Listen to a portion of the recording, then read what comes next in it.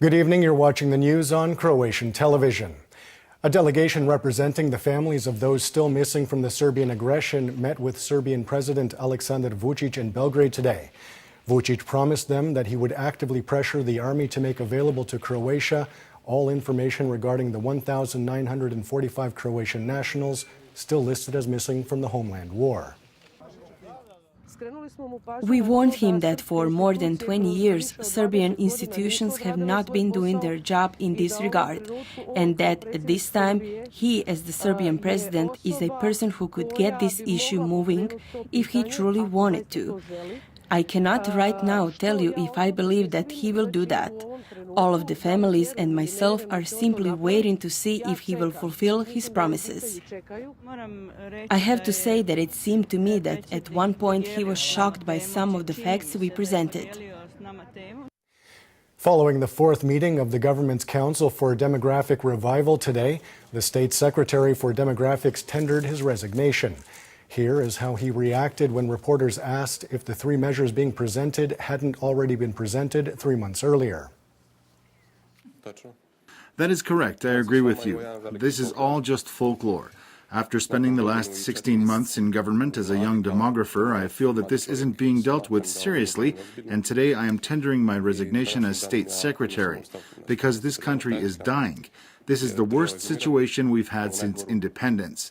As a young man, a Croatian citizen, father of two, unemployed wife, unemployed parents, I don't believe that anything will get resolved with this kind of approach. Thank you very much.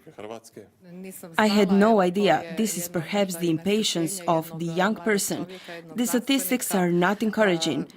He could no longer tolerate formal meetings and statements and so on, which were tied to the issue of Croatia's demographic demise.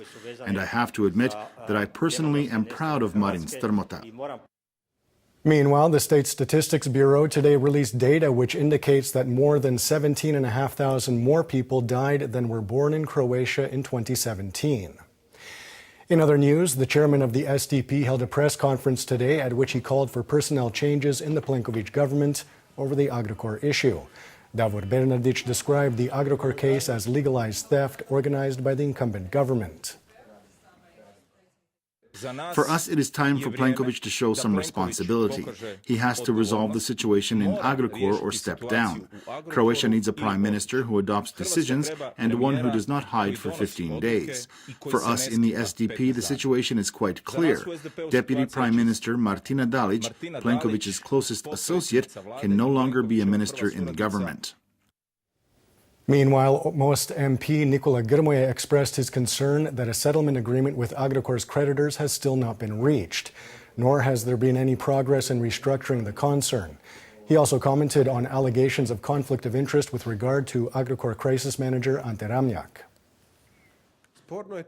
What is at issue here is that Ante Ramljak hired his former company, and to make matters worse in terms of public perception, when he did take on Texo management on April 25th, he was still in their employ. There is talk of Martina Dalić getting sacked and a reshuffling of the government, but Prime Minister Plenković cannot avoid his personal responsibility in this case because these are all his people. According to unconfirmed reports, Ramljak has tendered his resignation. The ENOS oil and gas company presented its annual financial report for 2017 today. Last year, ENOS saw a 20% year-on-year increase in revenues, with net profits of more than €163 million. Also addressed were plans to shut down the company's Sisak refinery. Is there a big enough market in Croatia to justify having two refineries? Unfortunately, we have seen that there isn't. Croatia can have refining capacities that are modern and big, but they must at the same time be efficient, and we can achieve that with the refinery in Rijeka. Speaking in Brussels today, Finance Minister Zdravko Marić commented on ENOS' financial report and how it could affect government's plans to buy out Hungarian oil group MOL's stake in the company. Obviously, we have to applaud these positive results, regardless of what percentage of the company we hold, but I wouldn't say that this will have a serious effect on the process we have initiated. We are currently in the phase of selecting advisors to help us in that process. After a 4-year break, the Croatian state broadcaster today reopened its Sarajevo bureau. Attending the opening were political representatives of the Croat people in Bosnia and Herzegovina and members of the Croatian Parliament's Foreign Policy Committee. The opening of the Sarajevo Bureau today is very important, primarily in terms of informing people about the ongoings in the capital of a neighboring country, but it is also very important for the Croat people living there. And taking a quick look at sports, Marin Cilic is through to the second round of the ATP tournament in Rio de Janeiro after beating Carlos Berlocq of Argentina 6-3, 6-2 today. Meanwhile, Petra Martic advanced to the second round of the WTA tournament in Budapest with a 6-4, 6-2 win over Antonia Lotner of Germany.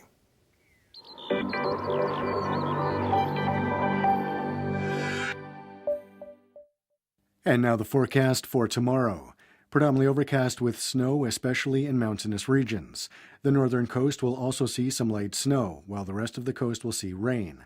The northern Adriatic will see a strong to gale-forced northeasterly with hurricane-forced gusts at the foot of the Velebit mountain. Southern Dalmatia will see a moderate to strong easterly and southeasterly. Morning lows of -4 to +1 degrees Celsius in the interior, 1 to 6 on the northern and central coast, and up to 9 in southern Dalmatia, will give way to highs of -2 to +2 degrees inland, 4 to 7 in the hinterland areas, and 6 to 11 degrees on the Adriatic.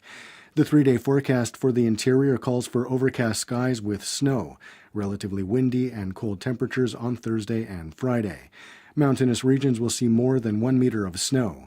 Snowfall will die down on Saturday, but it will be colder. The coast will see rain, sleet, and snow on the northern Adriatic. Rain and even heavy downpours are expected in Dalmatia. Expect a strong to gale-forced northeasterly reaching hurricane-force gusts in some places. It will be cold.